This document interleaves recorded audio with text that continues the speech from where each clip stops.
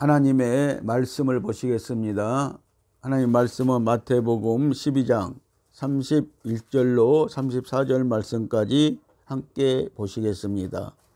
그러므로 내가 너희에게 이르노니 사람의 모든 죄와 해방은 사하심을 얻되 성령을 해방하는 것은 사하심을 얻지 못하겠고 또 누구든지 말로 인자를 거역하면 사하심을 얻되 누구든지 말로 성령을 거역하면 이 세상과 오는 세상에도 사하심을 얻지 못하리라.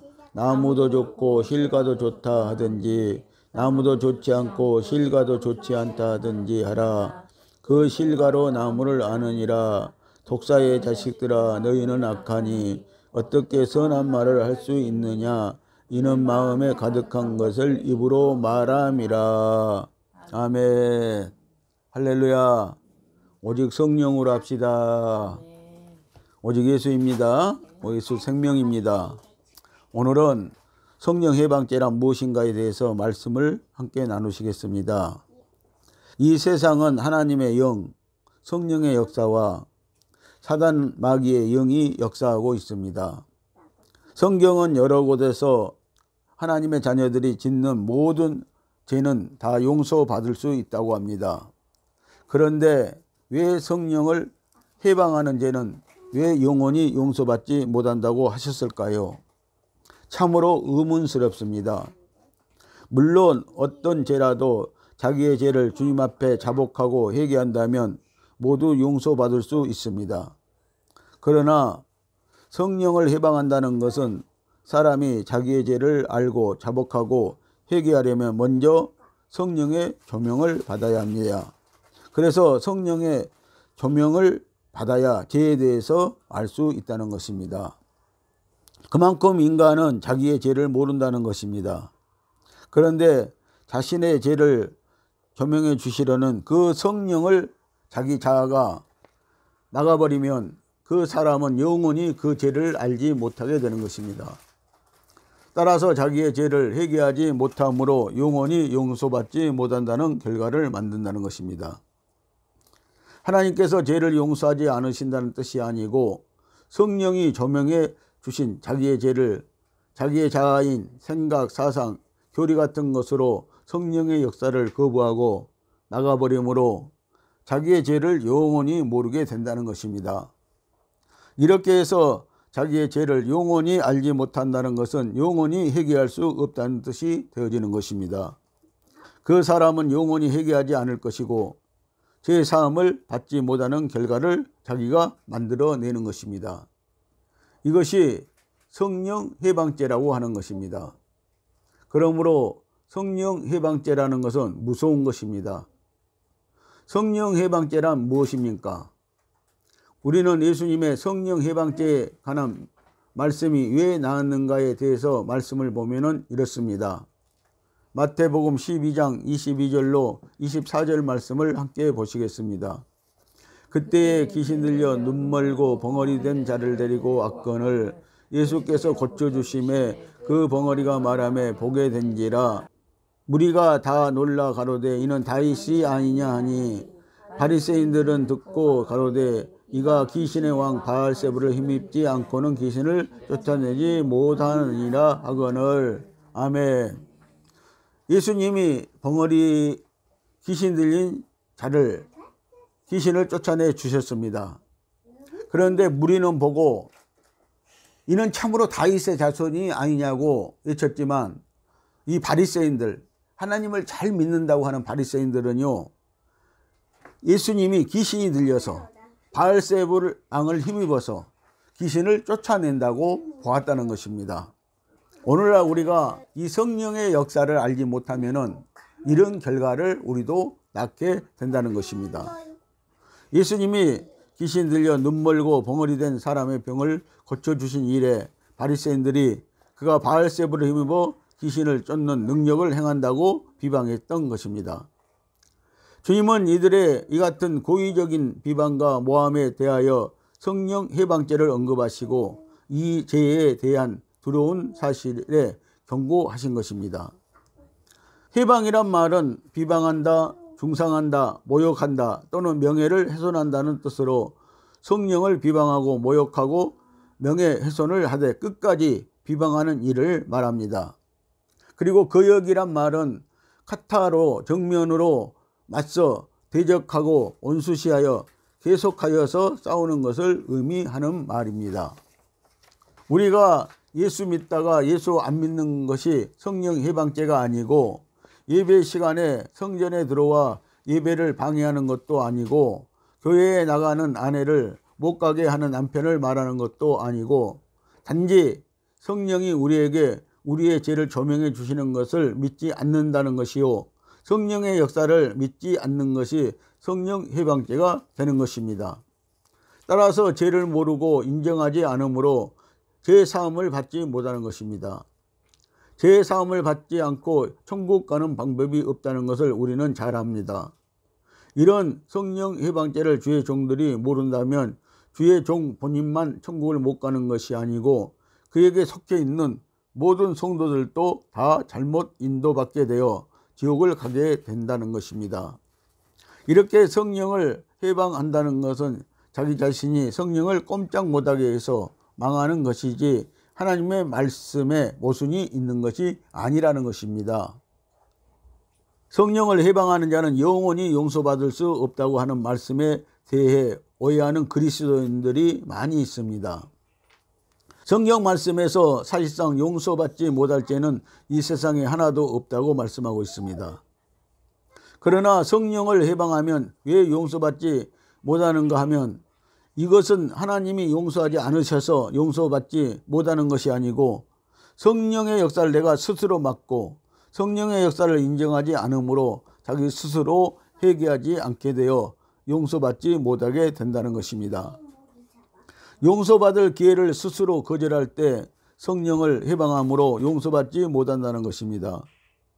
자기가 회개하지 않으므로 하나님으로부터 용서받지 못하는 것이지 하나님이 용서를 하지 않아서 죄사함이 없는 것이 아니라는 뜻입니다. 결론적으로 자기가 성령을 해방하기 때문에 성령의 조명하심을 알 수가 없기 때문에 회개는 절대로 할 수가 없게 되어지는 것입니다. 회개하지 않고 천국 가는 길은 없기 때문에 성령 해방죄는 영원히 죄사함을 받지 못한다고 하신 것입니다.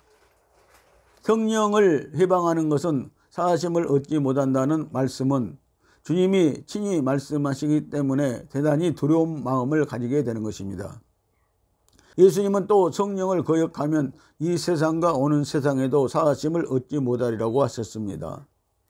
어떤 목회자들은 이 말씀을 근거로 선량한 성도들을 현혹시켜 자신들의 잘못된 은사를 정당화시키고 불법적인 능력 행사를 비판할 수 없도록 가르치기 때문에 바른 진리의 말씀을 잘 알아야 할 것입니다. 여러분들, 오늘날 많은 거짓 선지자들이나 거짓된 목회자들이 오늘 이 성령의 역사를 잘 알지 못하고 그 뜻을 잘 알지 못하고 성도들의 말씀으로 올가매는 이 경우들이 많이 있는 것을 볼 수가 있습니다. 그래서 우리 성도들도 말씀을 제대로 좀 알고, 그리고 이 뜻을 좀 제대로 알고, 우리가 이 성령을 받은 성도들은요, 성령으로 행하고 성령의 음성을 들으려고 하고 성령님 말씀에 순종하려고 하는 자세를 가져야 한다는 것입니다. 성령을 해방한 자는 사하심을 영원히 얻지 못한다는 뜻은 성령을 해방한 자들은 죽을 때까지 회개하지 않는다는 것입니다. 제가 22년 전에 병원 전도를 다닌 적이 있었습니다. 그런데요, 이 병원에 있으면 대체로 사람들은요, 예수님을 잘 영접하게 되어 있습니다. 그래서 복음을 전하고 영접하면 잘 받아들이는 사람들이 대다수입니다. 그런데 그 중에 환자들은요, 이 예수님 말만 꺼내도요, 아주 벌떡 일어나고, 그리고 어찌 할 바를 모르고 대드는 사람들이 많이 있는 것을 볼 수가 있습니다. 그런 사람들은 전도해도 안 되더라고요. 이런 것을 보면은 우리 마음이 얼마나 악한가, 우리 마음이 정말 예수를 받아들이는 데 있어서 얼마나 악한가를 엿볼 수가 있었습니다. 어떤 사람이 성령을 거역한다면 그 누구도 그 사람을 회개케 하거나 믿게 할 수가 없을 것입니다. 우리의 심령에서의 가장 강한 자는 누구입니까? 그것은 당연히 성령님이시죠. 우리 심령의 천국은 성령 충만입니다. 그런데 이 성령님이 누구에게 해방을 받습니까? 그것은 바로 나 자신에게 해방을 받습니다. 내 자신이 내 안에 계신 성령님을 무시하고 내 뜻대로 살면 그것이 성령님을 해방하는 것입니다. 성령을 해방할 때는 내 안에 있는 하나님의 나라도 끝장이 납니다. 사단의 나라에 분열이 나면 사단의 나라가 끝장나는 것 같이 내 안에 계신 성령이 해방을 받으면 하나님 나라도 끝장나는 것입니다. 그래서 성령을 해방하면 영원히 용서받지 못한다는 것입니다. 성도가 성령의 뜻을 따르지 않는 것이 바로 성령을 해방하는 것입니다. 성도에게 성령을 주신 이유는 성령의 음성을 듣고 순종하라는 것입니다. 성도가 하나님의 뜻을 막는 것입니다. 그러면 내 안에 하나님의 나라는 망하게 되고 오히려 사단의 나라가 서게 됩니다. 왜냐하면 우리의 영에는 성령님이 계시지만 우리의 혼, 마음과 생각 안에는 언제든지 사단이 역사할 수 있기 때문입니다. 그러므로 성령의 뜻을 막지 않으려면 우리는 언제나 내 자아를 죽이고 오직 성령의 인도하신 곧 성령 충만의 빛 비춤에 따라 살아야 합니다. 하나님의 나라를 세우고 사단의 나라를 멸하는 길은 내 자아를 파괴하여 성령의 뜻을 해방치 않는 길 외에는 다른 방법이 없습니다. 다른 방법이 있었다면 이미 주님께서 가르쳐 주셨을 것입니다. 만일 우리 자신이 우리 자아를 죽이지 못하면 우리 안에 계신 가장 강하신 성령님을 결박하는 셈이 되는 것입니다. 마태복음 10장 38절로 39절 말씀을 함께 보시겠습니다. 또 자기 십자가를 지고 나를 쫓지 않는 자도 내게 합당치 아니하니라. 자기 목숨을 얻는 자는 잃을 것이요 나를 위하여 자기 목숨을 잃는 자는 얻으리라. 아멘. 자, 예수님이 말씀하셨습니다. 우리에게 지어진 십자가가 있다는 것입니다. 그 십자가를 지고 예수님을 따라가지 않는 자는 합당치 않는 자라고 이렇게 말씀을 하시고 있는 것을 볼 수가 있는 것입니다. 십자가를 지고 가는 것은 자기의 혼을 죽이고 성령을 따르는 것을 말씀합니다. 오늘날 교회가 이기라는 것은 기독교인들이 회개를 잘하지 않는다는 것입니다. 목사님들은 목이 터져라 회개를 가르치겠지만 도대체 무엇을 잘못했는지를 모르는 상태에서의 회개는 무의미한 것입니다. 도덕적인 죄와 윤리적인 죄와 교리적으로 잘못한 죄에 대해 회개하라고 한다면 자기가 성령을 해방하고 있는 죄를 모르는데 어떻게 회개할 수 있겠습니까? 자기 자아로 사는 성도들은 성령 해방하는 것이 무엇인지를 모릅니다. 그들이 알고 있는 성령 해방죄는 예수 믿다가 안 믿는 죄, 또는 교회 가는 아내를 두들겨 패는 죄, 또는 목사님 설교하는데 방해하는 죄 등 이런 것들입니다. 이렇게 자기의 죄를 정확하게 모르고 자기의 생각대로 회개한다면 이것은 자기가 자기를 심판하는 결과가 되는 것입니다. 세상 어디에도 자기가 자기를 재판하는 법은 없습니다. 오늘날 교회는 윤리적이고 도덕적인 것들을 가르치는 종교가 되고 있습니다. 그러므로 우리는 하나님을 심판관으로 삼아서 재판을 받아, 즉 성령의 조명을 받아 자기가 성령을 해방하고 있는 죄, 즉 하나님의 뜻을 제쳐놓고 자기 자아로 사는 죄를 회개할 수 있어야 합니다. 성도들은 자기의 죄를 회개한다고 기도하지만 사실 자기의 죄를 알지 못하고 회개하고 있습니다. 그래서 성령 해방죄는 영원히 사함을 받지 못한다고 주 예수님은 말씀하십니다. 성령님은 사람을 통해서 일하십니다.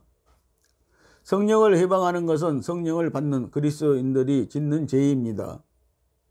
성령을 해방한 많은 사람들 중에 성경에서 대표적인 인물들은 구약의 발람 선지자와 신약의 아나니아와 삽비라가 있습니다. 이들이 성령을 해방한 공통점은 모두 탐욕, 곧 물질과 명예 때문이었습니다. 하나님의 백성 중에 어느 누가 고의적으로 성령을 해방하겠습니까? 성령 해방은 모두 우리의 육신의 욕구와 또 혼에 갈망하는 것들이 탐욕이 되어 성령을 거슬리게 하는 것입니다. 탐욕도 여러 가지가 있겠지만 그 중에서도 물질, 돈을 탐하는 것이 가장 성령을 거슬리게 합니다. 왜냐하면 돈만 있으면 육력적이고 혼적으로 누리는 것들을 곧 어떤 욕망도 돈만 있으면 다 채울 수가 있고 못할 것이 없다는 생각 때문입니다. 디모데전서 6장 10절 말씀을 함께 보십니다. 돈을 사랑함이 일망의 뿌리가 되나니 이것을 사모하는 자들이 미혹을 받아 믿음에서 떠나 많은 근심으로써 찔렀도다. 아멘. 여러분들 물질을 다스리는 사람들이 되시길 바랍니다. 디모데전서 6장 10절 말씀을 보면 돈을 사랑함이 일만 악의 뿌리가 된다고 했습니다. 그런데 이것을 사모하는 자들이 미혹을 받아서 믿음에서 떠나 자기를 찔렀도다 라고 이렇게 말씀을 하고 있는 것입니다. 성령 해방죄의 세 가지 유형을 보면 이렇습니다. 성령을 속이는 죄, 알고도 거짓말을 하는 죄입니다. 성령을 부인하는 죄, 몰라서 부정하고 불신앙의 죄입니다. 성령을 거역하는 죄, 알고도 불순종하는 죄입니다. 성령을 속이는 죄입니다. 사도행전 5장 3절과 4절 말씀을 함께 보시겠습니다. 베드로가 가로되 아나니아야 어찌하여 사단이 네 마음에 가득하여 네가 성령을 속이고 땅값 얼마를 감추었느냐. 땅이 그대로 있을 때에는 네 땅이 아니며 판후에도 네가 임으로 할 수가 없더냐. 어찌하여 이 일을 네 마음에 두었느냐. 사람에게 거짓말한 것이 아니요 하나님께로다. 아멘. 초대교회에 아나니아와 삽비라라는 부부가 있었습니다. 그런데 그들이 초대교회를 나갔는데요. 그때는 초대교회는 성령이 강하게 역사하는 시대였습니다. 그래서 그들이 성령을 받고 그들도 마음의 감동을 받아서 하나님 앞에 자기네들이 소유한 모든 땅을 다 팔아서 드리기로 소원을 했던 것입니다. 작정을 했던 것입니다. 그들이 땅을 팔았습니다. 그런데 땅을 팔고 나서 욕심이 생겼다는 것입니다. 그래서 얼마를 감추어 버렸습니다. 그런데 부부가 다 이것을 알고 있었다는 것입니다. 그런데 이것이 바로 성령을 속이는 죄가 되었다고 성경은 말씀을 하고 있는 것입니다. 성경은 성도들에게 모든 물건을 공동으로 소유하라는 요구를 하지 않았습니다. 그것은 자원함으로 하는 것이 틀림없습니다. 땅을 판 돈은 아나니아와 삽비라의 고난 안에 있었습니다. 그러나 그들이 성령께 거짓말한 것이 바로 죄였습니다. 그들의 재산을 그대로 간직하거나 땅을 판 돈을 그대로 두는 것은 죄가 아니었을 것입니다. 그들의 죄는 단지 성령께 거짓말했다는 데 있습니다. 그들은 사람에게 명성을 얻으려고 헌금을 작정하였지만 물질이 아까워서 교회 공동체에 내놓지 못했습니다. 부부가 한 마음으로 얼마를 감춘 것은 성령을 속이고 거짓말을 했던 것입니다. 이것은 내주하시는 성령의 마음을 상하게 하는 죄입니다. 사단이 마음에 가득하여 성령을 속인 것이 바로 성령 해방죄인 것입니다. 성령을 부인하는 죄입니다. 누가복음 12장 9절로 10절 말씀을 보시겠습니다. 사람 앞에서 나를 부인하는 자는 하나님의 사자들 앞에서 부인함을 받으리라. 누구든지 말로 인자를 거역하면 사하심을 받으려니와 성령을 모독하는 자는 사하심을 받지 못하리라. 아멘. 예수님을 믿는 사람들이 다른 사람들 앞에서 예수님을 부인하는 죄는요 사하심을 얻지 못할 것이라고 이렇게 말씀을 하고 있습니다. 그래서 인자를 거역하면 사하심을 받으려니와 성령을 모독하는 자는요 사하심을 얻지 못하리라고 하고 있는 것입니다. 성령을 부인하는 것은 성령을 받은 자나 성령을 받지 않는 사람도 지을 수 있는 죄입니다. 성령이 존재하지 않는다거나 성령의 역사, 성령의 기름 부음의 역사를 믿지 않고 인정하지 않는 것입니다. 결과적으로 성령을 부인하는 것은 성령을 소멸하는 것입니다. 데살로니가 전서 5장 19절은 성령을 소멸치 말면하고 하였습니다. 여러분들 우리가 성령을 받았다면요 그 성령을 소멸치 말아야 한다는 것입니다. 성령 받고 성령대로 신앙생활을 하지 않으면 소멸이 되는 것입니다. 성령을 거역하는 죄입니다. 히브리서 10장 29절 말씀을 보시겠습니다. 하물며 하나님의 아들을 받고 자기를 거룩하게 한 언약의 피를 부정한 것으로 여기고 은혜의 성령을 욕되게 하는 자의 당연히 받을 형벌이 얼마나 더 중하겠느냐 너희는 생각하라. 아멘. 자, 예수 믿는 사람들이요, 예수 믿었던 사람이요, 다시 하나님의 아들을 받고 하나님의 아들을 부인하고 그리고 성령을 욕되게 하면은요, 분명히 이 사람들은 형벌을 받을 것이라고 이렇게 말씀을 하고 있는 것입니다. 이 형벌이 더 중하다는 것입니다. 성령을 거역하는 것은 성령을 인정하나 성령의 뜻대로 불순종하거나 무시하고 성령의 뜻을 변개시키는 것으로 성령을 욕되게 하는 것입니다. 오늘 사랑하는 성도 여러분, 성령을 해방하는 자는 오는 시대와 가는 시대에서 영원히 죄사함을 받을 수가 없습니다. 히브리서 6장 4절로 6절의 말씀을 보시고 말씀을 마치겠습니다. 한번 비침을 얻고 하늘의 은사를 맛보고 성령에 참여한 바가 되고 하나님의 선한 말씀과 내세의 능력을 맛보고 타락한 자들은 다시 새롭게 하여 회개케 할 수 없나니 이는 자기가 하나님의 아들을 다시 십자가에 현저히 욕보임이라. 아멘. 오직 성령으로 신앙생활 하십시오. 기도하시겠습니다.